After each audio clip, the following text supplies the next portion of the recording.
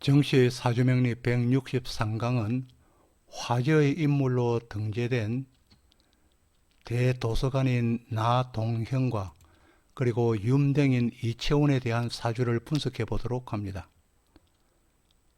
참고로 본 분석은 관련 명주의 뜻과는 아무런 관련성이 없으며 단순히 화제의 인물로 등재되어 있기 때문에 과연 어떠한 복됨을 타고났기에 부를 이룰 수 있고 젊은이들의 선망의 대상이 되어 화제의 인물로 선정되었는지를 명리학적인 관점에서 살펴보는 것입니다. 구독자 180만 명의 대도서관과 그리고 구독자 81만 2천여 명에 달하는 윤댕의 사주를 분석해 보도록 하겠습니다. 이들은 인터넷 시대의 레전드이면서 우상이기도 하고 또 젊은 세대가 가고자 하는 희망이기도 합니다. 그 정점에는 나동현 대도서관과 그리고 이채원 윤댕이 있는 것 같습니다.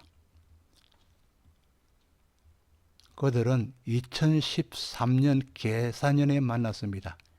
이 계사년은 대도에게는 정관 계수인 아들과 그리고 간을 보면서 친구와 형제인 비견 사화를 본 해였으며 윤댕에게는 급제 계수와 그리고 사화 편제를 보아서 편제의 바탕인 건을 보는 한 해였습니다.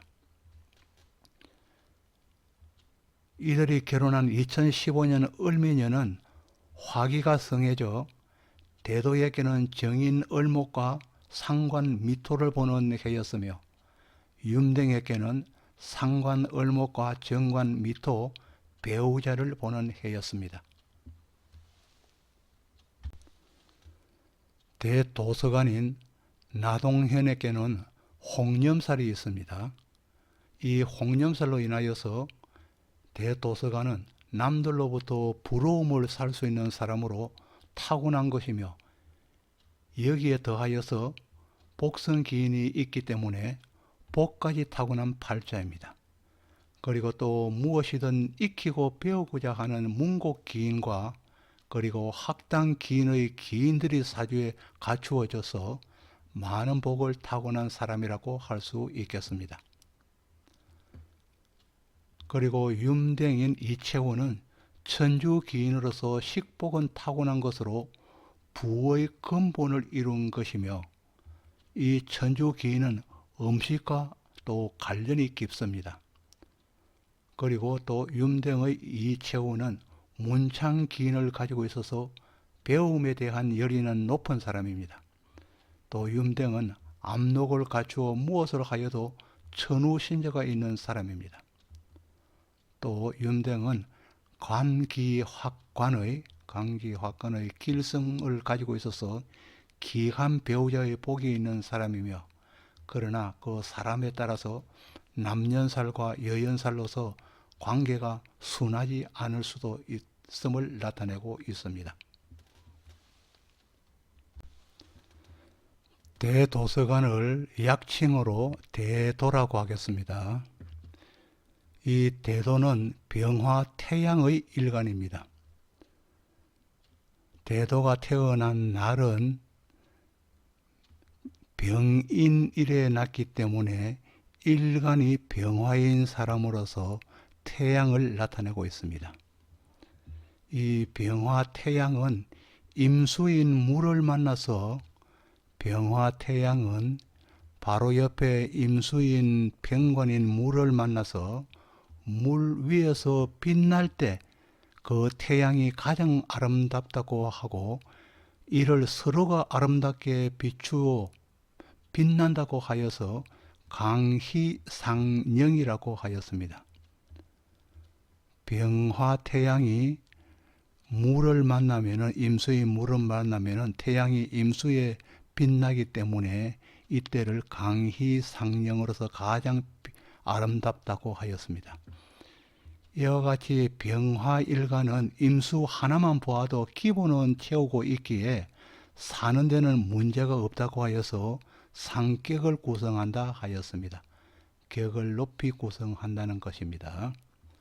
또 이를 역에서는 이를 진신이라고 하였으며 진신이라고 하였습니다. 병화가 임수를 볼 때는 가장 아름다울 수 있기 때문에 임수를 진신이라고 하는 것입니다. 병화의 진신이라 하였고, 진신을 갖추면은 삶이 순하고, 진신을 갖추게 된다면 모든 일간의 진신을 갖추면은 삶이 순하고 순해진다 하였고, 갖추지 못한다면은 신이라 하였습니다. 삶이 맵다고 한 것입니다. 그러니까 삶이 조금은 어렵다는 것입니다. 맵다고 하였습니다. 그리고 또 임수는 무토를 보아야 범람하지 않고 안정해집니다.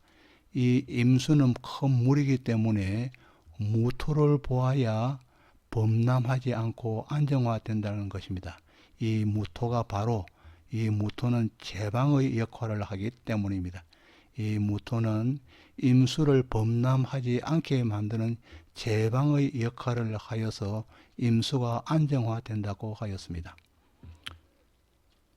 또 임수의 강희상령 외에 또 다른 큰 역할은 술토의 흙 속에 있는 신금의 보석을 씻는 데 있고, 임수의 또 다른 큰 역할은 술토 속에 있는, 즉 봅니다.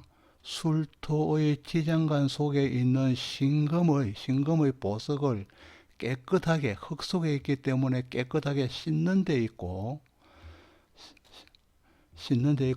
바로 밑에 있는 술토 속에 신금이 있어서 그 역할을 다하고 있다고 했습니다.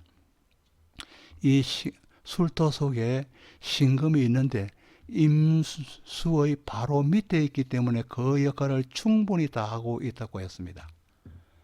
그리고 또 이 대도의 지지는 화국을 이루어서 병화의 힘을 근실하게 하고 있으며, 대도의 지지에는 임목과 그리고 오화와 그리고 술토가 있습니다. 그래서 인오술 삼합을 이루는 명조입니다. 인오술 화의 삼합을 이루는 명조로서 병화의 근을 근실하게 한다고 했습니다. 하고 있으며, 또 일지편인은 임목에서 병화에서 임목을 보면은 편인이 되는데, 이 편인의 의미는 기술성이 가미된 여러 가지를 배우고자 하는 마음이라고 했습니다. 그래서 대도는 편인을 일지에 놓고 있기 때문에 배워도 기술성이 가미된 것을 배우고 싶은 마음이라는 것입니다. 그리고 또 이 마음이 편인이 장생에 있기 때문에, 마음이 장생입니다. 편인 밑에 장생을 보고 있죠. 이 장생이기 때문에 이 배우고자 하는 마음이 끝이 없다는 것입니다. 염댕인 이채원은 큰 물을 나타내는 임수의 수일간입니다.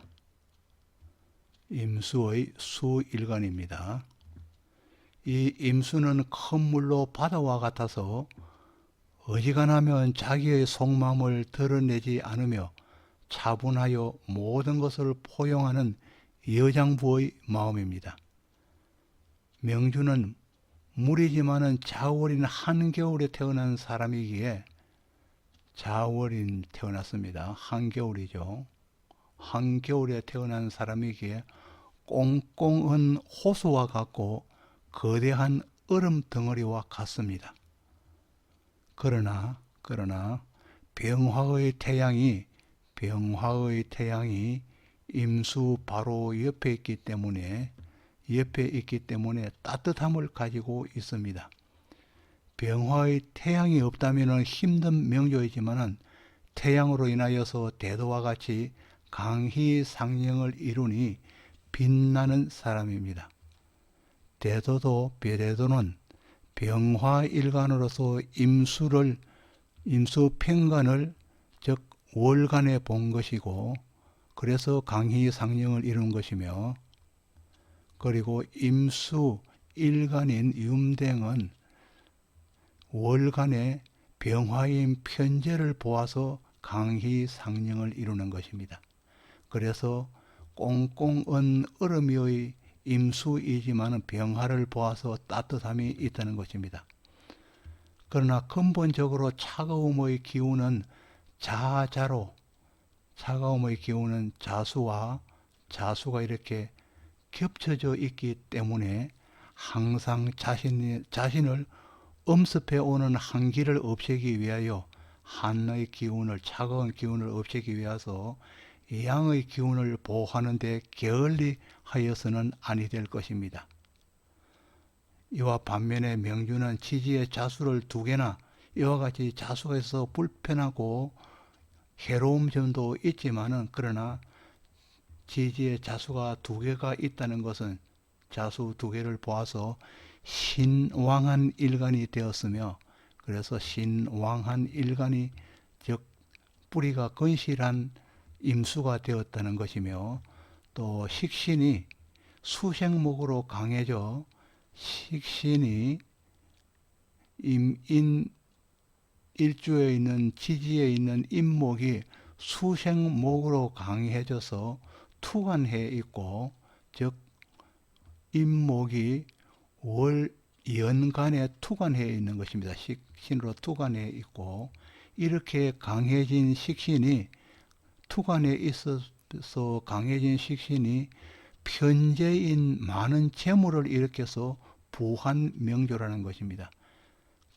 강한 식신이 편재인 재물을 일으켜서, 즉 식신생재하여서 부한명조, 즉 부자인 명조가 되었다는 것입니다.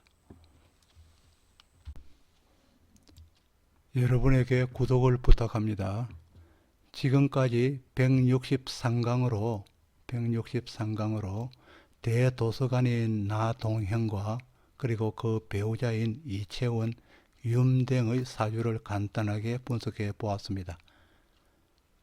여러분에게 다시 한번 구독을 부탁드리겠습니다. 감사합니다.